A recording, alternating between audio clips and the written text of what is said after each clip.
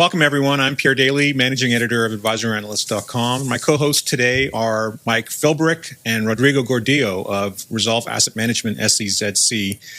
Our special guest is Arthur Salzer, CEO and CIO of Northland Wealth Management, one of Canada's leading family offices. The views and opinions expressed in this broadcast are those of the individual guests and do not necessarily reflect the official policy or position of AdvisorAnalyst.com or of our guests. This broadcast is meant to be for informational purposes only. Nothing discussed in this broadcast is intended to be considered as advice.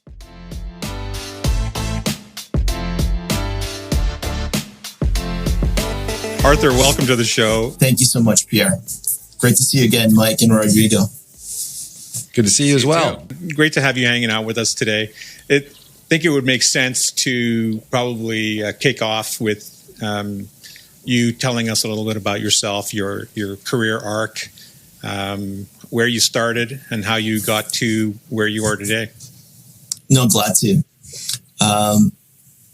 It all began back in 1977, and I think I caught Star Wars 15, 16 times at the theater on Ottawa Street in Hamilton. And I associated with Luke Skywalker looking up to twin moons and saying, how the heck do I get out of here? And growing up on a farm until 20, I had a good dose of it. So what it really amounted to was I wanted to get out of the country. I wanted to see the world, and I wanted to learn. So I was the first student to fast track through high school in Ontario, and I entered university at 17 and ended at 20. Between high school and university, I did my real estate broker's course. So I was able to buy and sell real estate the day I turned 18. Early 20s, got out of university, was during the weak economic environment that we had in the early 90s, that 91 recession, almost depression, and did my RR, did most of my CIM. And I worked for my own family, buying real estate for them. And back then, there was no realtor.ca. I would go down every Saturday morning, going to the Hamilton real estate office, pull out the papers for the new listings, and start going through them, trying to find buildings to buy. Year and a half after that, got a job at TD Bank. I worked in retail for 2 years, lending money and in fact, taking people's homes from them, terming out their lines of credit, making their cash flow tighter, and really showing them how much the Canadian banks really cared for them. From then, I did get to go to TD Private Investment Council, but the funny part was when I was doing my CFA, the head of the region for human resources came down to meet with me, and she said, "We don't want you taking the CFA program. It's not good. It's not what we want for you, and we're not going to pay for it." And I said, "Thank you very much. However, if I waited for TD Bank to pay for my education, I wouldn't have had my real estate broker's license when I was 17. I wouldn't have graduated from university at 20. I wouldn't have done my accredited appraiser at the Canadian Institute. I wouldn't have done my RR or my CIM. And in fact, you can't tell me what I read outside of my business hours. So too bad." They didn't like that response. But fortunately, I sent enough business to the trust department that they hired me. They had to. And I ended up spending 6 years working for the founder of TD Asset Management and TD Private Investment Council, Robert Gorman. And somewhere around 2001, I determined that the bank was too limiting in what I wanted to earn for a living. and I left without a firm to go to. I was fortunate to get hired at Leon Fraser, and I worked for George Fraser, and I was mentored to him by almost 8 years. And at that point, he had been managing money since 42, 43. So somewhere around 60 plus years of investment experience. I'd already been 10 years in the industry, had a CFA designation, and it really was the icing on the cake for what I needed to learn as a professional. Leon Fraser was bought by a public company, Jovian, and we were becoming institutionalized. I didn't see a future there and left. Within a period of about a year and a half, maybe 2 years, I founded Northland Wealth in 2011. And since then, it's been a fun ride, learning a lot about various asset classes, private equity, private real estate, private debt, hedge funds, and even Bitcoin. And I would say today that we have one of the largest, if not largest, network for institutional quality alternatives in Canada outside the pensions. And so how did you, so I suppose the formative years of actually getting your fingers dirty in the paper and looking at listings and sort of understanding cash flows has continued to sort of tilt your practice to some degree towards those types of assets. And have clients responded well to that? Is that something that is the dominant feature of what you're doing for clients? Is it differentiator, or is it dominant in the asset allocation? How do you look at that at Northland? I think it's about taking experiences and using the correct parts of them to help forecast and take advantage of the future. So, for instance, my first job at TD was, again, taking people's homes from them, seeing what a real estate crash looked like. And when I left Leon Fraser, I co-founded a distressed U.S. real estate fund. And we invested in multifamily through the small states, Florida, Georgia, Texas, Arizona. And people that I told about it, they said, "Don't you understand how bad the real estate market is in the United States?" And I said, "Yes, I do." I said, "That's why we're buying." Mm-hmm. It's at 50% of replacement cost. Cap rates are 8 to 10% without leverage. Why wouldn't you want to do it? And it's $1.04. It was really a buy of a lifetime, and we made extreme returns for clients.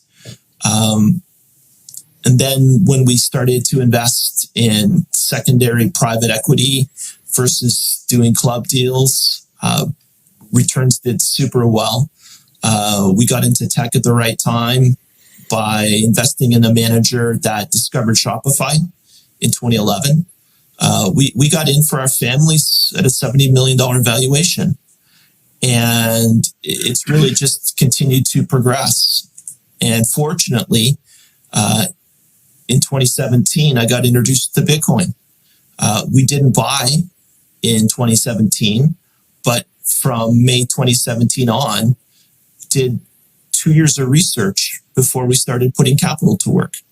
So it's about trying to take what you see and what you've learned and use it going forward. Can you break that down into a bit of a framework for us? The idea that is there a checklist? Is the checklist in your head? How are you thinking about that as the CIO on behalf of your families, and then also understanding that no matter how much evidence there is, sometimes things take longer or they evolve differently than we might believe. So how do you think about diversifying that risk? So two questions there. A bit of a framework from the top down, and then that in that framework will probably include some of the answers to the second question. Absolutely. Today, people talk about data, and it's data this, data that. What does the data show? And I don't think we would have discovered anything relying on data. It's intuition that you make a guess, you make a judgment, and then you, using first principles of science, try to prove that thesis wrong. And if you can't do it, then the thesis holds. And I think that's the best way to make investment decisions. So when we look at the current state of the world, it's always trying to piece together different goings on to come up with a macro picture, and then have the data disprove it. It's not what most people do, but I think it's a better approach. And again, using first principles, if you disprove your thesis, then you need to alter it or completely eliminate it because it's null and void. So you always try to disprove your thesis. I think that's the key. That's where you use data properly.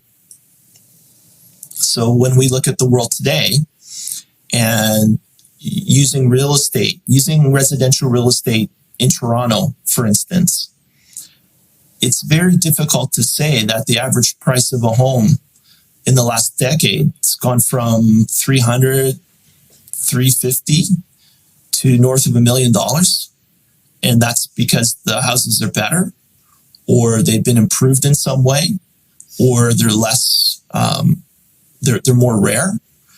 And that's not the case. It's simply that the denominator, the currency, is going down.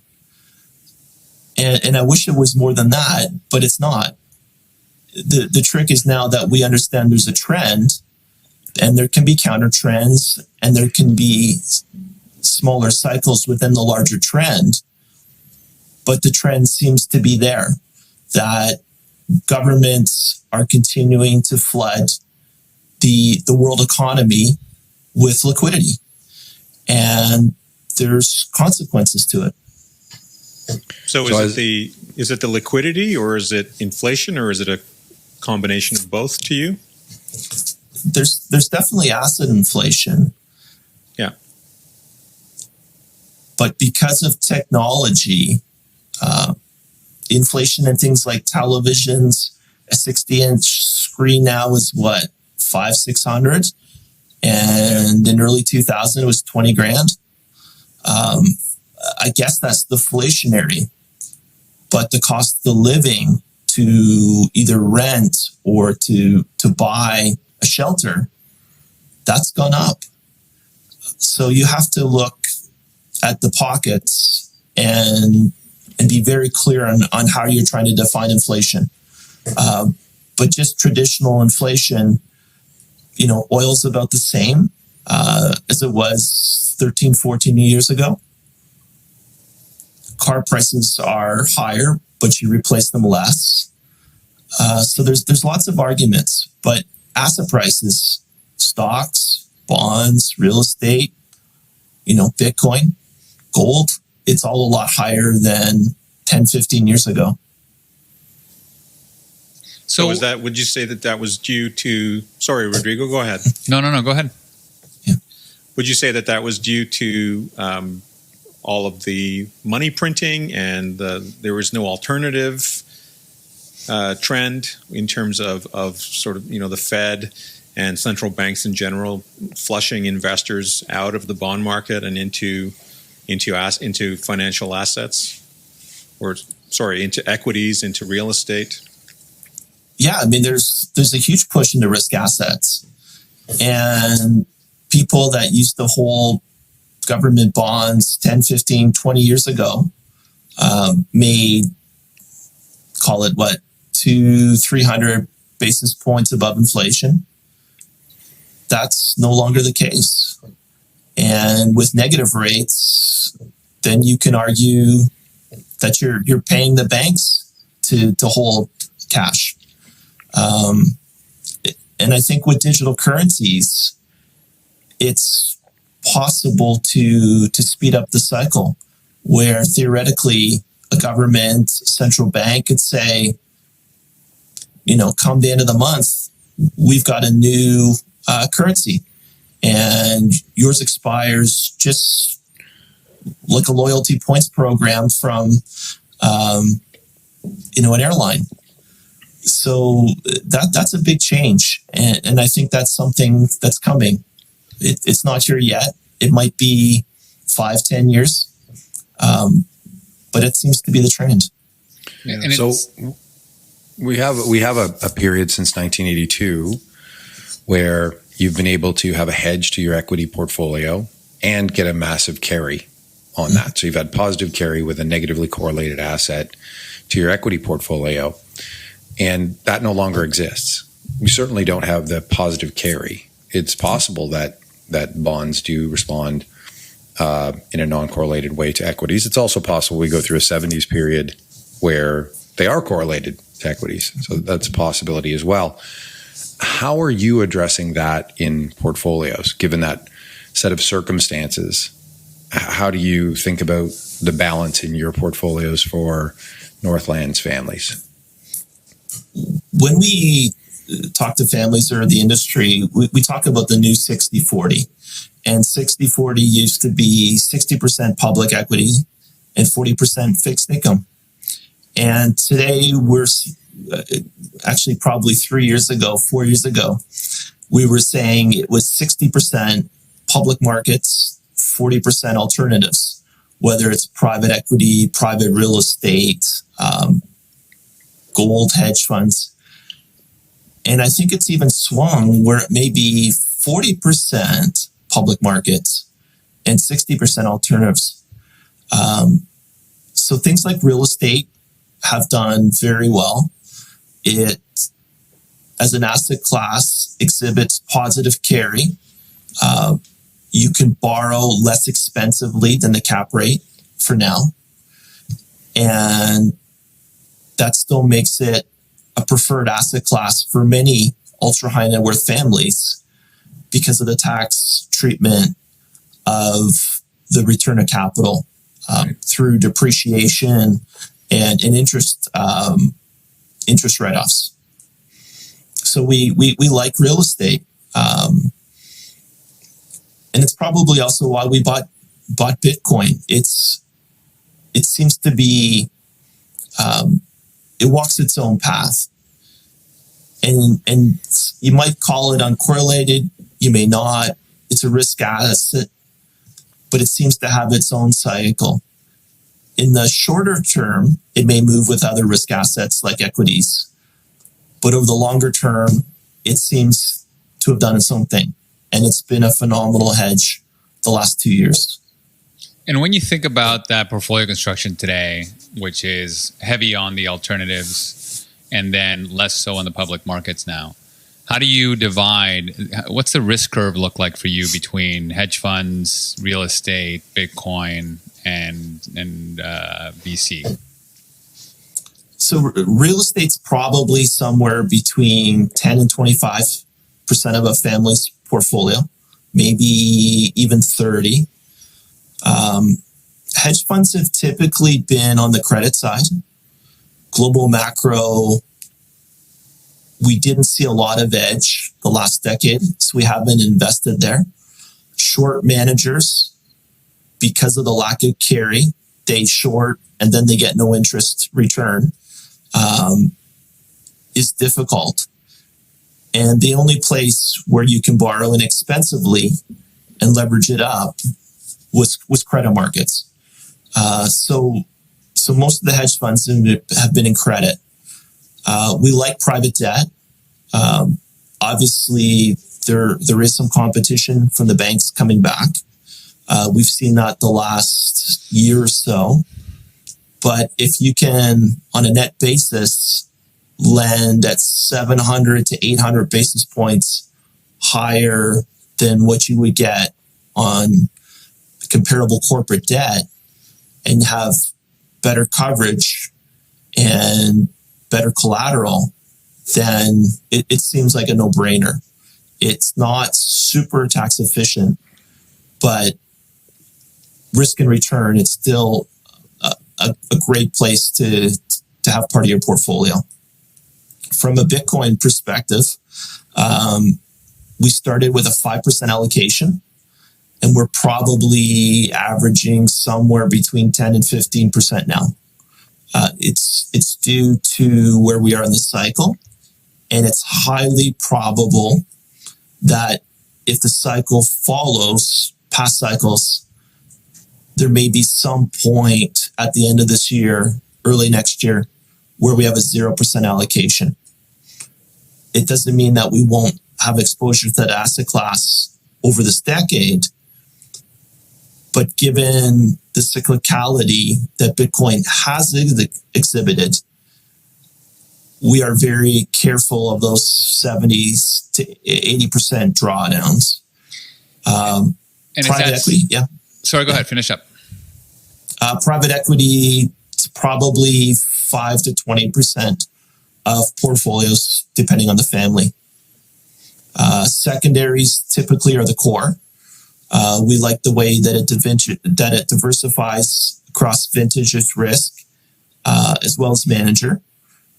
And return versus regular buyouts or even VC is more likely to be closer to high teens, low 20s than those other ones. So that's really where we start. And then we build out a PA program from there. So Arthur, you researched, I just want to go back to the Bitcoin. You researched Bitcoin for 2 years and then you decided to go ahead. But what did your research uncover for you that was the deciding factor? It's common knowledge today. But what I saw was the institutionalization, the plumbing of the asset class, the on-ramps getting built. And I spent time with the heads of Fidelity Digital, with Bakkt, ErisX, some of the best VC investors in the space, thought leaders like Nick Carter, Dan Moorhead, pretty much anybody that's anyone in that space. Advisors to George Soros, advisors to Bill Miller, advisors to Peter Lynch's family office. And with those on-ramps getting built, I thought the next natural buyer would be institutions. And if I didn't see that, it would have been something for my own PA, but not necessarily for families. Because as a family office, we're registered. And that means we have a fiduciary obligation to always put our clients first and to not see any change or any, potential. Bitcoin by itself would just be too risky. Yeah, but as a part of the portfolio, it has different. It provides absolutely. It. I mean, it brings a different quality to the whole portfolio. But now you said one thing that you just said also, which I wanted to ask you about, was that in the next couple of years, your allocation to Bitcoin could drop to zero. Are you referring? Do you mean an exit from Bitcoin completely? Yeah. And then given that, and given sort of the longer term outlook. Or outlooks that are out there for Bitcoin, how would you make an indiscriminate return to Bitcoin if you found that you needed to, or that it was something that you had to revisit? Like, would you just underweight it, or would you completely exit from it? We completely exit. 75% drawdowns mathematically is a 50% loss. Yeah. With another 50% loss. And people won't go near asset class when they say that. So based on the work we did, history's shown that there's typically a blow off top and then a very large drawdown. If that were to change, if the institutionalization, that new capital came in, and because of the larger total valuation, if we didn't see that kind of momentum where you have 100% price gain in 2 weeks, we probably wouldn't go to a zero allocation. Something's changed. The data showed that the thesis may not be correct. But the thesis so far, it's an ultra cycle, and there's times to own it. And there's 1 year in the cycle you probably don't. It doesn't mean that we don't want it for the next 10 years, maybe 20 years. But 1 in 4, you probably want a zero allocation. And from a tax perspective, all of our allocation went to our family tax-free savings accounts. There are no taxable consequences of selling this asset. There's no tax tail wagging the investment dog. And that makes it much easier to sell than not. And right now, we're on 5 to 6x returns. We've been trimming because we have to, but a 5% allocation that's gone up over 500% looks good. So this you have this thesis, and you understand the cycle for Bitcoin, and you're really looking for that blow off top, kind of like a typical, a classic bubble type cycle. Is this the only asset class you apply that modeling to, or do you also take an active risk management role in other asset classes? Well, this one's so much easier to see. I was around in late 99, early 2000. I saw what happens with tech stocks. That happened with altcoins as well last cycle. And it may be something that we apply to crypto going forward. So if we do have a blow off a top, all the other tokens that we looked at really are more like VC. And to have crypto winter, a real bear market, and things are sped up faster than stocks, it's possible to allocate to other crypto next cycle, but do it in the VC bucket as opposed to the digital assets. I think Bitcoin and the rest of crypto are very different animals.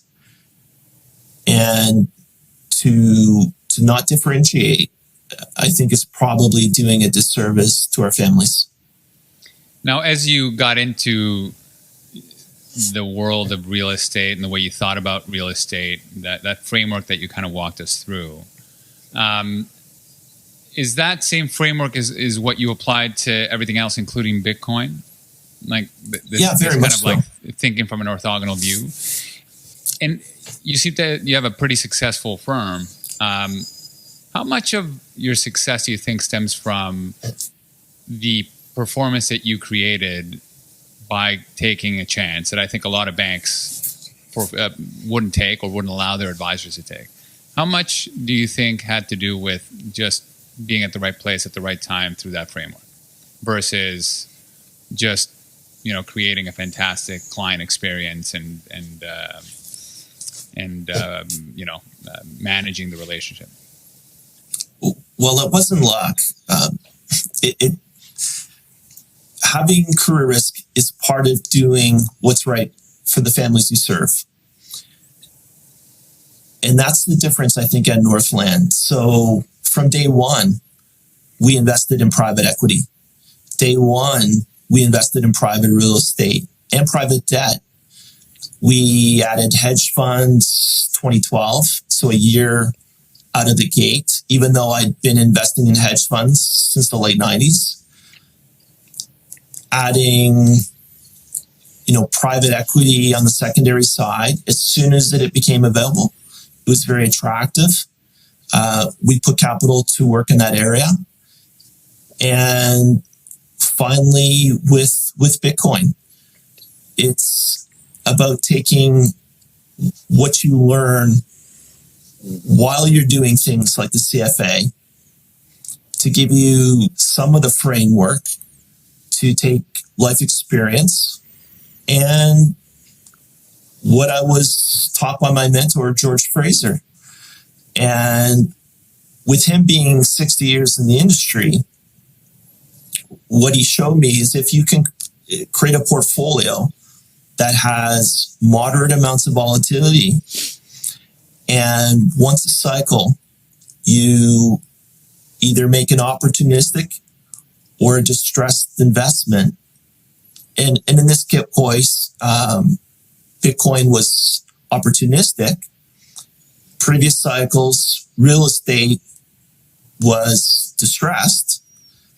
And that's what creates the alpha. And George is there in the Morningstar Lifetime Achievement Awards, along with guys like John Templeton, Peter Condell, Stephen Jaroslawski, Rob Kremble, Warren Goldring.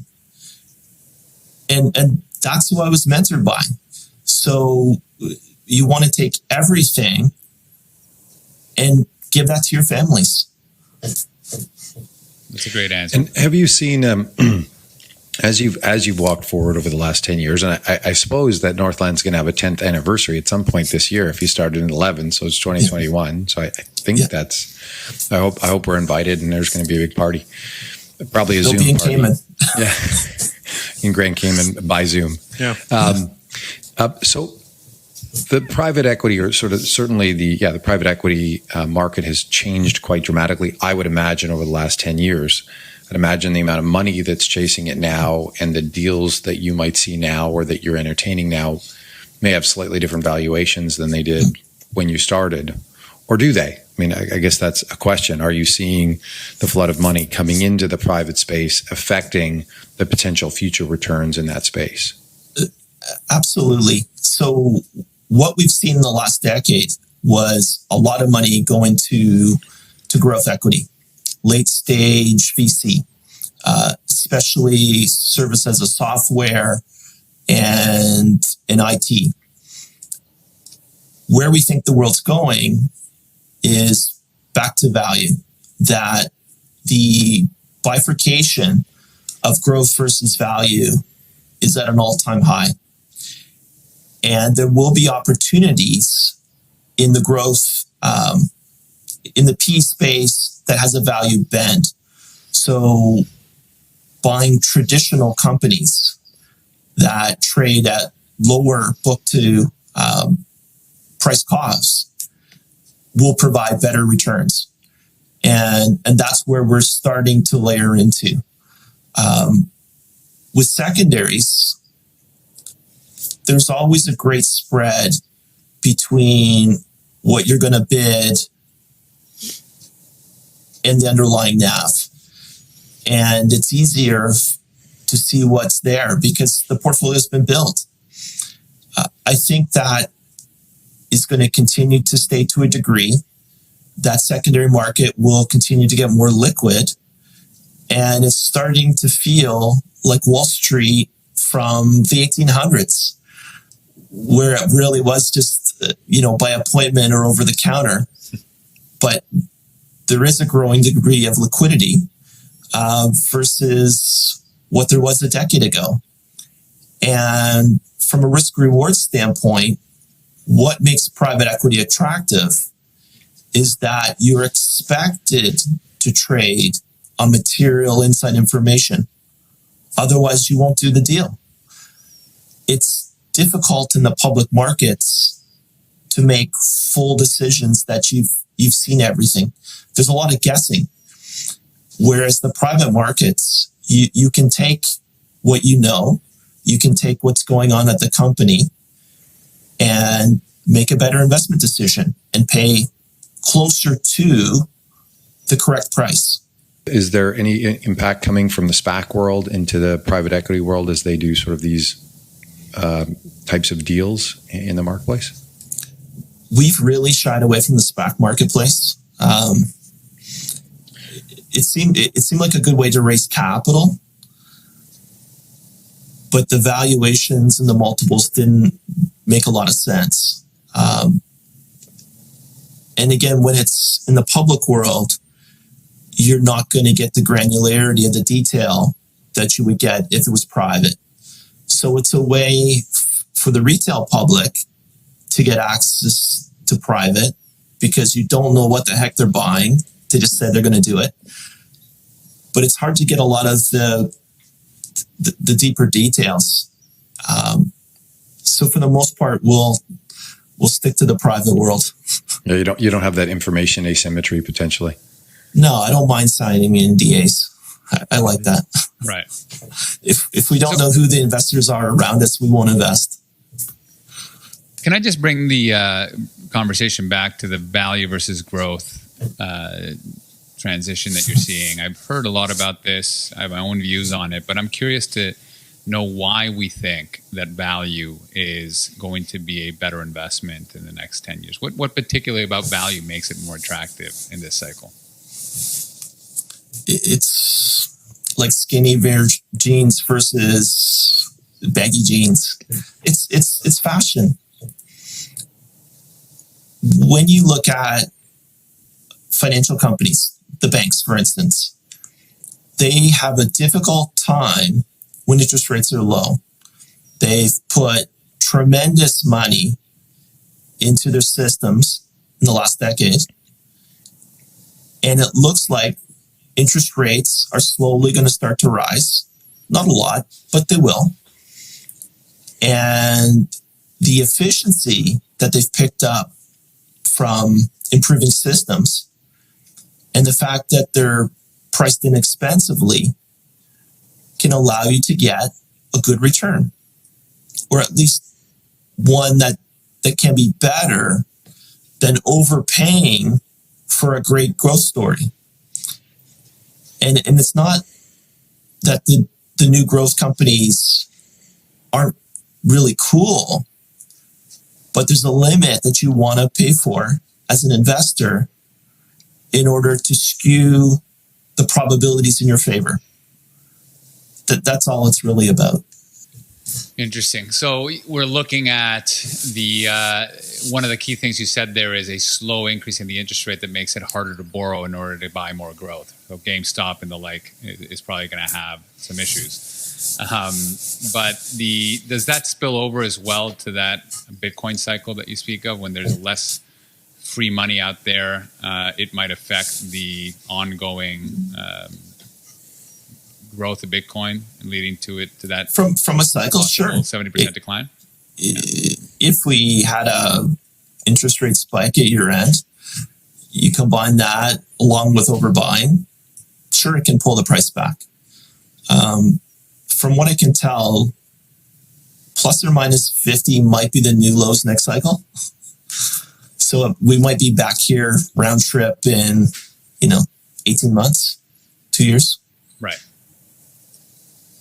As in, like, it's going to go to 100 and then back to 50 is what you're thinking. No, if it hits 100, it'll go to 2.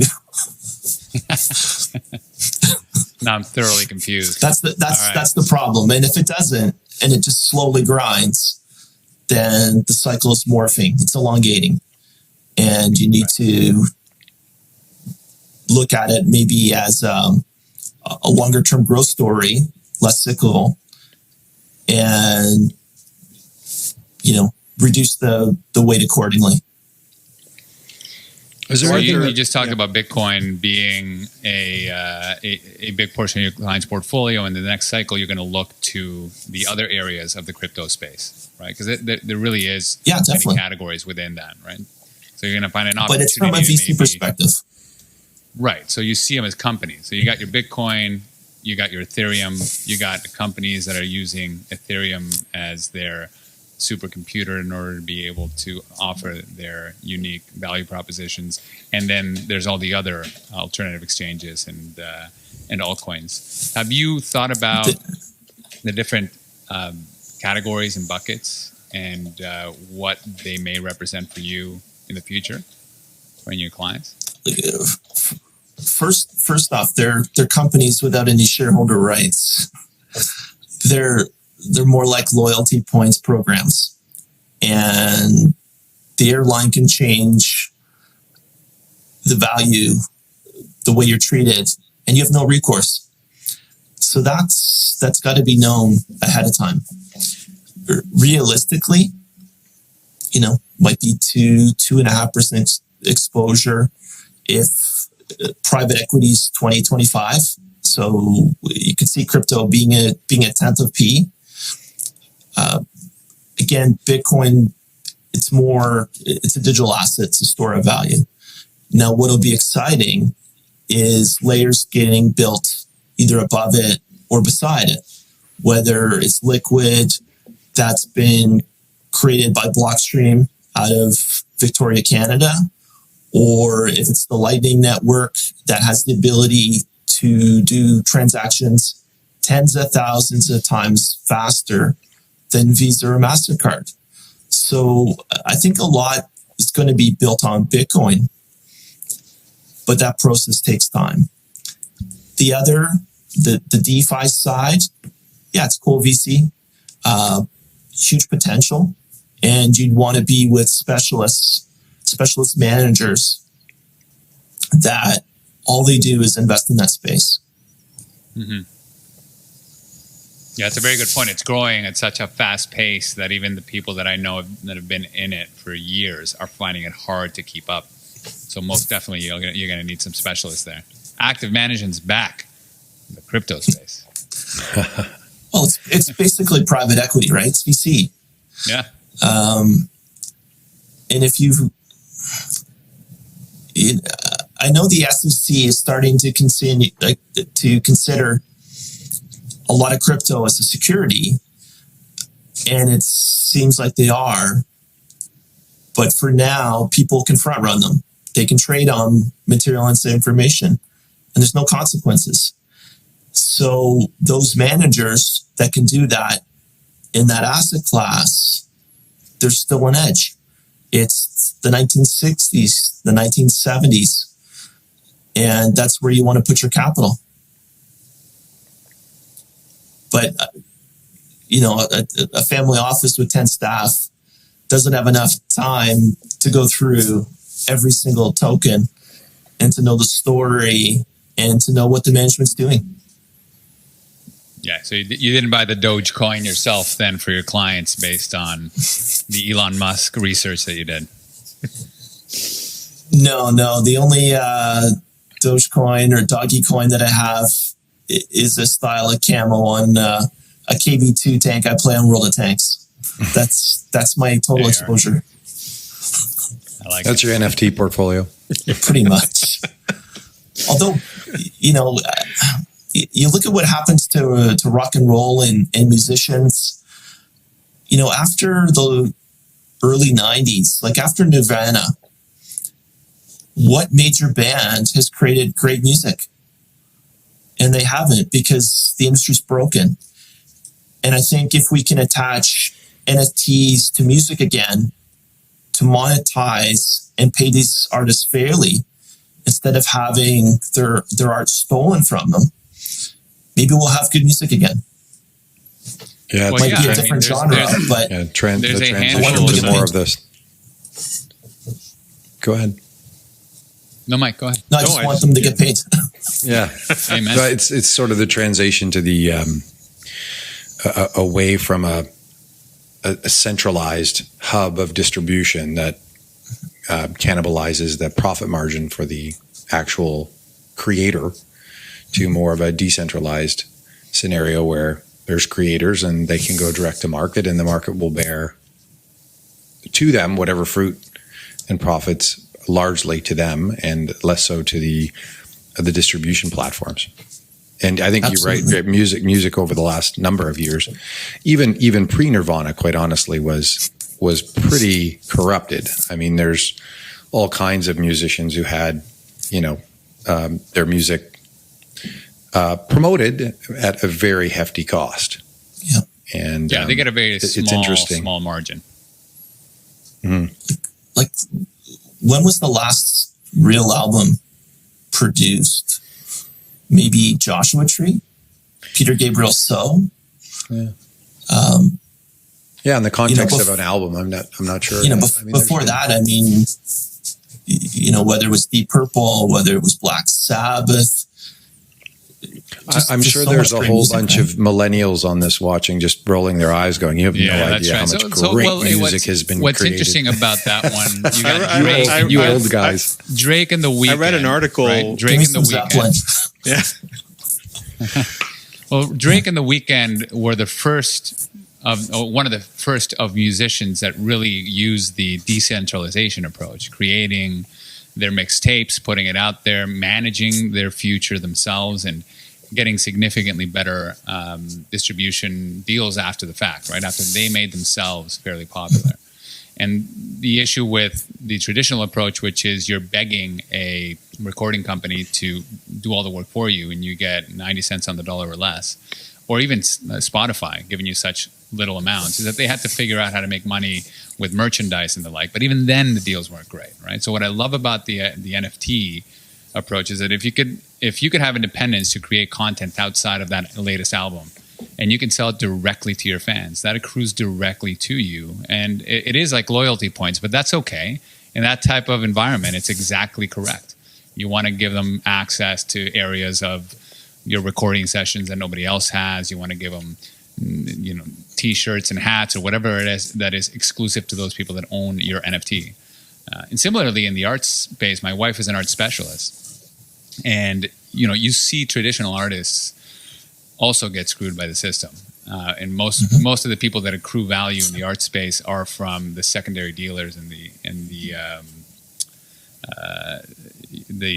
art distributions and whoever you can put your art into that has a name. And today, the NFTs have a lot of artists in the digital world that weren't making any money because it's digital to really protect their art distributed. And a lot of them are not in the streets anymore trying to beg for money. They're actually making some good dough. So it is an interesting space, especially for the creative world, for sure. It's very exciting time. I read an article this week that Apple is paying artists a penny a stream. And wait, that's the gross. That's not the net, because they have to share that. They have to share the penny a stream. So I mean, is music popularity now basically the equivalent of a social network, viral post where you're hoping you get 100 million streams in order to make any kind of money? I mean, everything is Live Nation now, isn't it? I mean, most artists are making the bulk of their annual revenue from touring and selling merchandise. So it's not really. Dan Aykroyd takes the cut of that, doesn't he? Wasn't he invested in Live Nation? Yeah, then yes. If yes, then yes. I don't know. You're gonna laugh. So since 1976, from a Paul Lynde Halloween special, this crazy band comes down from an elevator, smoke and fire everywhere. And I went, oh my God, who are they? And it was the rock band Kiss. And I've followed them ever since. And I was fortunate to be interviewed by Gene Simmons 5 years ago at the Art of Marketing in front of 1,000 people. And these guys understood the value of what they created for their fan base. Was it the best music? No. It was entertainment, great entertainment, and they monetized it from shirt sales, buckles, radios, into Kiss coffins and everything else now. And I'm sure they'll find a way to create an NFT for their estates so their families stay wealthy. But they've always been outspoken on how the industry was broken or one of the other bands I followed, which was Metallica, and they sued Napster, and they won. And that was part of my research into Bitcoin, because you can't shut down the Bitcoin network like Napster, like LimeWire. They all got shut down. It's much more like BitTorrent. So that's what appealed to me. But I followed that story from the 90s. Yeah, it is very much like torrent. And you're seeing a lot of countries in the world. Oh, you're seeing some. India recently this weekend, I think Turkey banned Bitcoin. And, when in the past, when it was Napster, you could walk into the server room and ensure that you shut down that server and it was toast, and you could sue the person that created and ran it. In BitTorrents, every single time they try to shut down that server, there's just so many other, it's in every computer everywhere. They found it increasingly difficult, and they stopped completely. And similarly in Bitcoin, it's got enough uses internationally, both legitimate and more legitimate than ever, and will continue to be. So good money is chasing bad money out. But I would find it very difficult to see, especially the one that has the highest network effect, to be shut down in any significant way.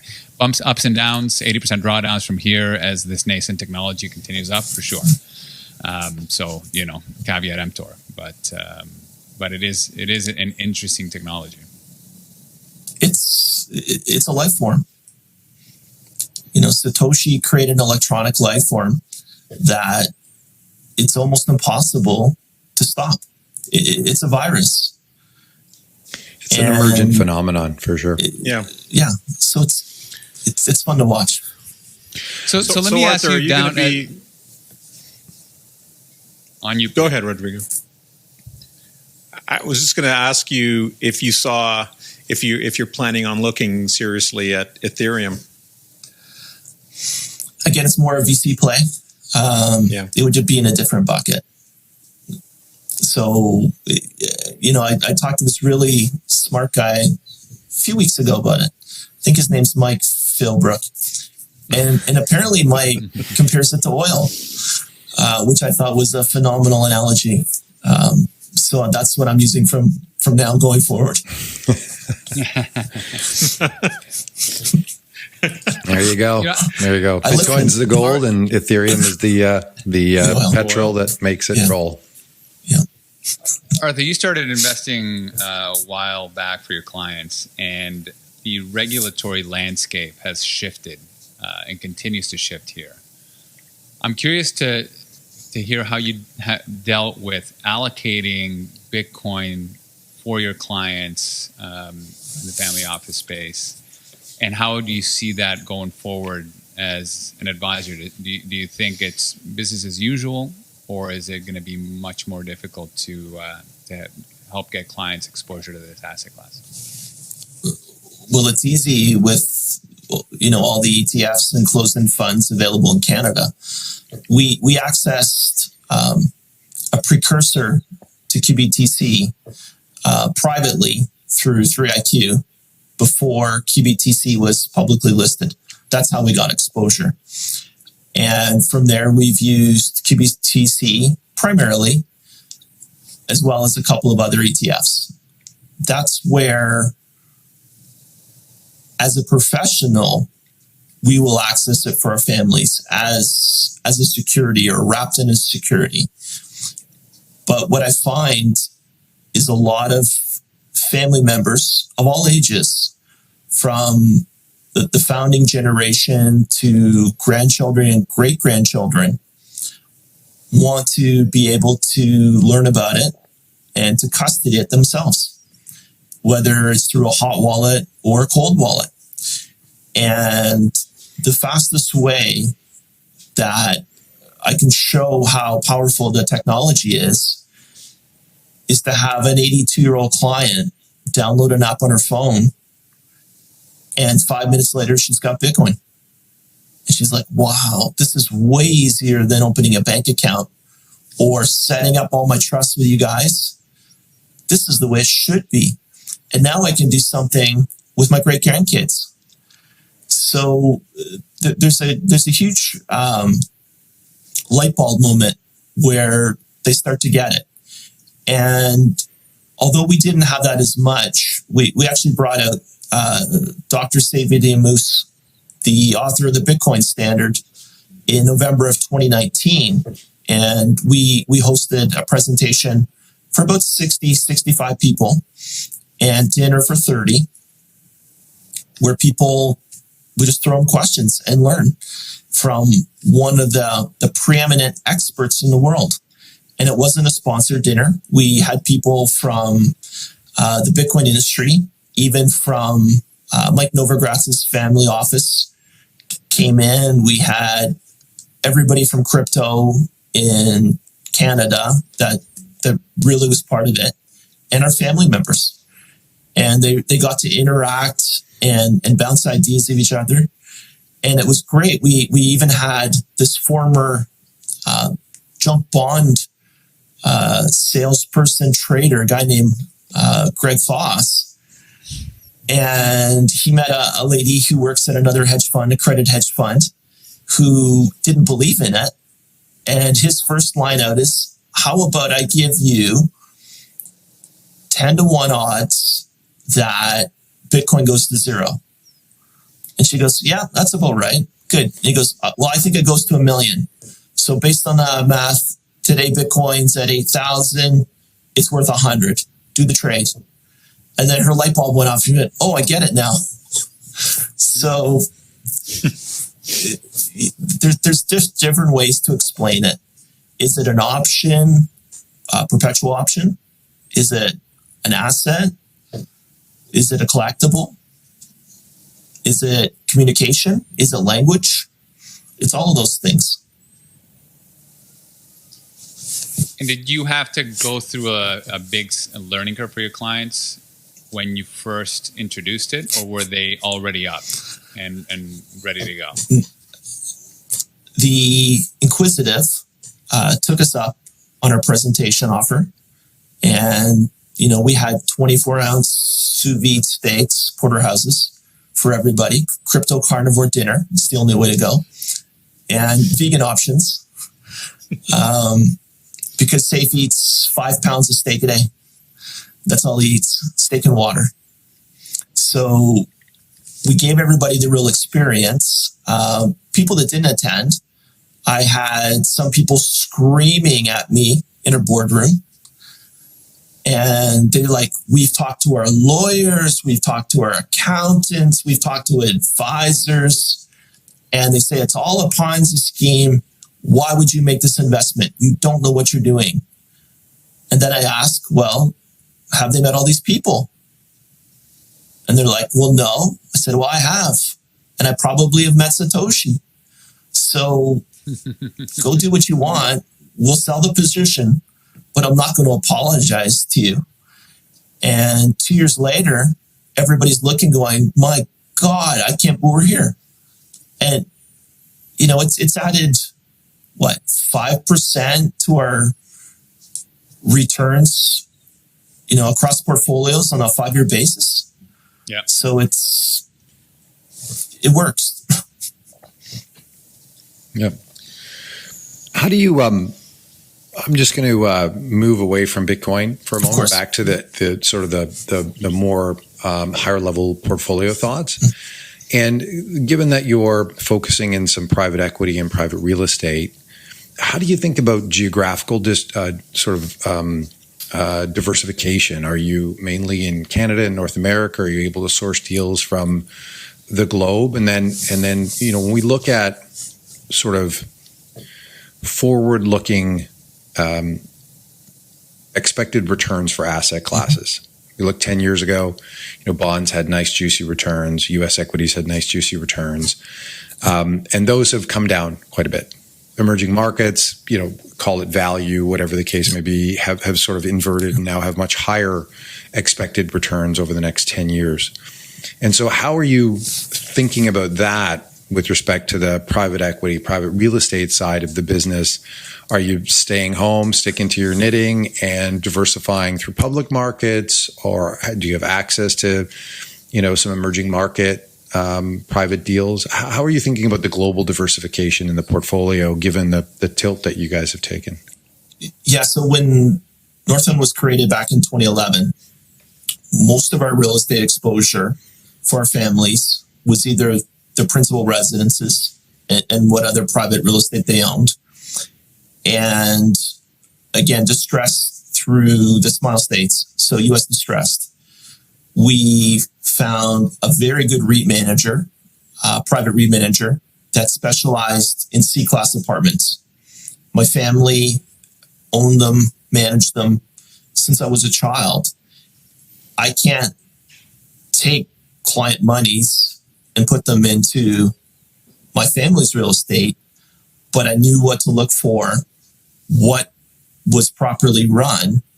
And when this manager started doing joint ventures with KingSett Capital, with some of the smartest real estate investors in Canada, that was the final check mark.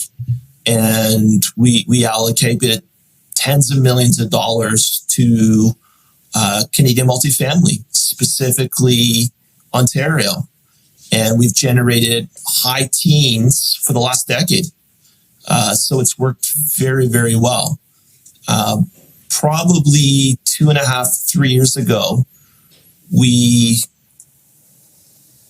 a lot of the positions from the US had been sold off. We started to reallocate and to build our US position up. So reducing our Canadian multifamily, reducing Canadian exposure, and adding more in the United States, Europe, and a little bit in Asia. And right now, it's funny, but we see a lot of opportunity in hotels. So we're with one of the best global managers in the hotel space. And it's only probably a third of their portfolio, but they're allocating to that sector.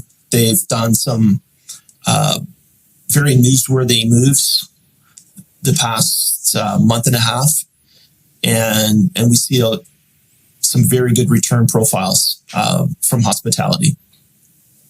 And do you guys incorporate any kind of precious metal exposure, or is that sort of covered through your crypto exposures? We have gold, and I think it'll be an okay rate of return going forward the next decade. Year to date hasn't done well, but it does seem with the digitization of the world and the way the next generation is putting capital to work, that gold's becoming antiquated. It's still there. It's still real. But if one hedge works significantly better than another one, and it looks like it's going to continue in some ratio like that, we might be to a point where we have no gold exposure and only Bitcoin to hedge that risk, along with other real assets like real estate. And then how does real estate perform in sort of more inflationary environments? Let's hypothesize just for a moment that rates rise. As an asset class? Yeah. Or a one-off where you're doing improvements with how you... More of an asset class. You're looking for some distressed areas and whatnot. I get that you're trying to put the probabilities in your corner. But how does that asset class respond to higher than expected inflation and interest rates? Is that a significant challenge? Is it the type of real estate? How do you view that? Or do you not view that as a potential risk? If you've got rent controls, you've got a large risk. So it takes a while for the government to allow you to spool up rents. You want escalators in the commercial space.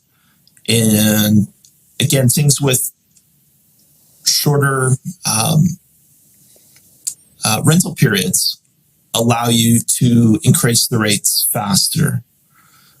Longer leases, obviously, it's like a long duration bond. Interest rates go up, the value of that lease goes down dramatically. So in general, rising inflation or rising interest costs will be a strong headwind against real estate. And you need to look at real estate opportunistically, where either you can add value or you can be in areas that allow you to get the rents up faster. It's not a perfect hedge, but in general, shorter leases in a rising rate environment would be better. It's like a short duration bond. Right. Gotcha. Great. Very insightful. I think those who are thinking about this space as they listen to this podcast are their wheels are going to start turning and saying, okay, I need some real estate and whatnot. And I remember RioCan, being the first REIT back in '93 that I bought for clients, and no one else would touch it because it was just a brand new asset class in Canada and had a very sort of slow and steady rate of adoption. And it just goes to show sometimes you are rewarded for being an early adopter, and then there's lots of times when in a kind of asset class can fizzle, and you want to make sure you manage your risk in those areas. But the way that compounding works is, if you lose, as you mentioned the Greg Foss story, if you lose all of your investment in one, but you've made 10 of them, and half of them have actually been 10 baggers or had much higher excess returns, you're playing the numbers, if you will. You're trying to get those diverse sets of bets in the portfolio, understanding that some will inevitably not work out, and that's okay. Yeah, and what's interesting, I did catch. I don't know if you were an investor in Boardwalk, but I was an investor for clients when it was a publicly traded stock before it converted to an income trust, and it was difficult to sell in the high 50s, low 60s with an $8 cost base, but it was something that we had to do, and it worked out. It was a great call, but I think 8 times their money in less than a decade. Yeah. I mean, what's interesting about what you're describing is when I got into the business, my clients' portfolios were 100% alternatives, a diversified book of alternatives, which is way out of bounds from being an advisor at a bank. Luckily, I was an independent. What advice would you give to... This is a channel geared to advisors. What advice would you give to the traditional advisor that's had a hard time with traditional asset classes and is thinking about taking a step towards the alternative space? The dispersion of return in alternatives is much, much wider than the public markets, much wider by a magnitude of 10. If you can get access to top quartile managers, don't invest in the asset class. It's that simple. And that's why I think there's so much pushback by a lot of professionals about investing in alts.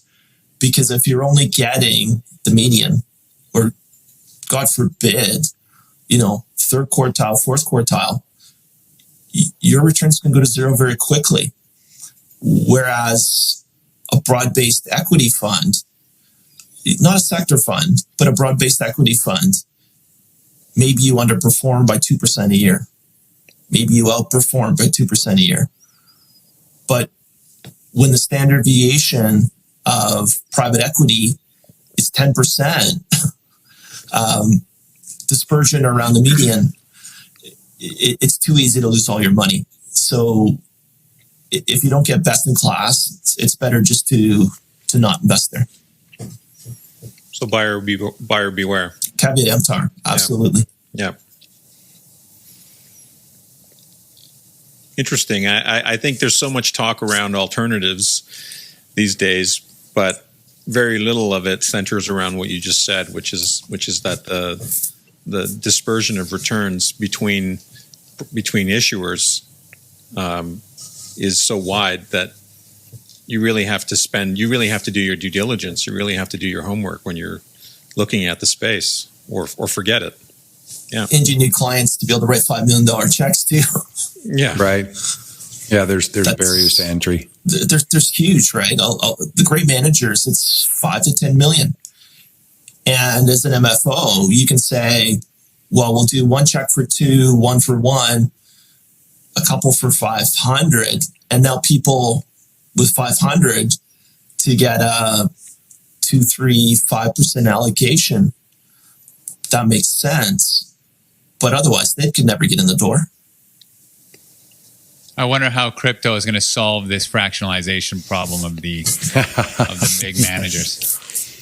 You know, get in there, buy a big chunk of the good managers, and then tokenize it, sell it to the world. Get in there, crypto. Break everything up into satoshis. When they get too large, the challenge becomes is the returns come down. So there's a balance between a growing best-in-class manager and one of the stalwarts that's they're just to collect, assets. They're large publicly traded PE managers. So for instance, we don't have capital with the Carlyle Group, but I was introduced to David Rubenstein's daughter, Ellie, who was starting up her own PE fund called Mandatory Partners in the food, agriculture, asset class, the sector space. Out of the gate, the fund's done 50% IRR first year, and we've got a multiple 1.6 net of fees. But that's how you want to approach the asset class. She sees what the Carlyle Group sees, but they can't invest there. They're not specialists. So they just pass it along. And she has a phenomenal professional team around her. And that's what, makes a difference. But you got to have deal flow, which is proprietary, and you need institutional structure to make sure that day-to-day business operations work. But being part of a $10, $15 billion buyout fund, I don't see a lot of edge. You might get median return, but you're not going to get top quartile. It's less likely. Right. Are there any alternatives? Are there any alternatives in your portfolios that are sort of the more democratized versions, where the availability isn't necessarily targeted at ultra high net worth? There are some very good private debt managers that have wrapped their LPs with mutual fund structures that you can put into an RSP. And they're quite good. They're Canadian centric. Most times. Some involve lending in real estate in the United States, but that's a way to get access. And one of the first things that we tell a business owner, if they were going the RSP route, is to look at IPPs. Because it's not so much that they're taking more money out of the company or we're going to get more assets to manage. An IPP can invest in limited partnerships. An RSP can't. So all of a sudden, the world becomes your oyster and you can allocate to more places. And if you have good opportunities, you're going to get better returns. But there's some great private debt managers that are RSP eligible. Okay. Fantastic. I guess it's also another theme that runs through, I think, successful investing. You really have to think about what it is that you're trying to accomplish. And most investors may think that an advisor is always trying to accomplish the best returns at some level of risk. But that's not always the case. When you have investment boards, sometimes there are a number of different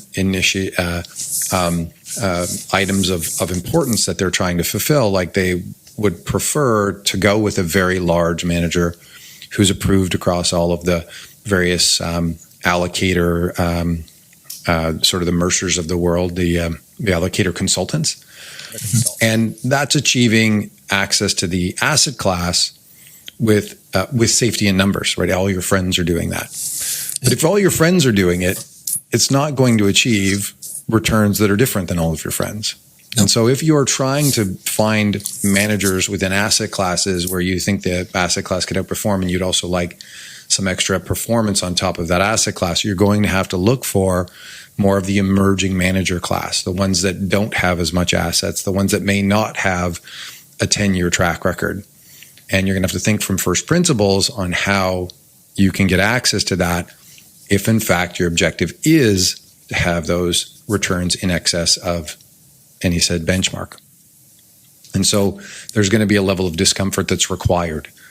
And many people won't do that. And if you won't do it, that's fine. But you shouldn't expect that you're going to get these, sort of unusually unique return vectors either. No, and if you want to talk about neat stuff, it was probably 2013, plus or minus 2012, where I took a serious look at risk parity, the all-weather structures. And of course, I read a lot of, work from, I'm trying to think. Bridgewater. What's the Bridgewater, yeah, all their stuff. But then there was this other Canadian manager who somehow was part of an IROC dealer. And I thought, what the hell are they doing there? But they had phenomenal research, and it was part of the work and the due diligence I did, and we ended up allocating to AQR because I wasn't going to allocate to an IROC dealer, but part of that exploration was the work that you guys had done, and it was great work, and then that allowed me to pivot into risk premia and looking at things like low volatility investing, and read a lot of work on that, but I didn't like the way the indices were constructed. So very fortunately, at the same time, 2014, BMO came out with ZLB, and we were in the door in the first month. And it wasn't because the wholesaler knocked on our door. It was because of the work that I read from this Toronto firm. Totally agree. Thank you. No worries. Raising the average the word right out, that's center. for sure. Connect the dots. Yeah. All right. Well, thanks, Arthur. That feels like a good place to start to wrap up. We've been at it for about an hour, just over an hour. So thank you, Arthur. I know Pierre's got some parting questions for you. So we're also one more question. Okay. It's a would you rather question. Would you rather spend a week in the past or a week in the future? And why? Week in the future. Something new. Let me learn. Why repeat history? So definitely in the future. How far? Be fun to see 1,000 years. Oh yeah. There you go. Yeah, sure. End up in a burnt out Earth, scorched Earth. Everybody's in Mars. Post-apocalyptic. Someone's watched Twilight Zone from the 60s. I thought you were an optimist, Rod. Went right to dystopian. Well, everybody's in Mars. future. I think life in Mars is going to be fantastic. You just, Mike, I hope you can also teleport to Mars. What's the definition of an optimist? Oh gosh. Or pardon me, a pessimist, I should say. Oh, pessimist. I don't know. An optimist with experience. Yeah. Exactly. Well said. All right. Arthur, thank you so much. It's been I really appreciate it. Been a very enlightening conversation. Thank you. Thank you so much, guys. Thanks, Arthur. Yeah, The views thanks, and Arthur. opinions expressed in this broadcast are those of the individual guests and do not necessarily reflect the official policy or position of advisoranalyst.com or of our guests. This broadcast is meant to be for informational purposes only. Nothing discussed in this broadcast is intended to be considered as advice.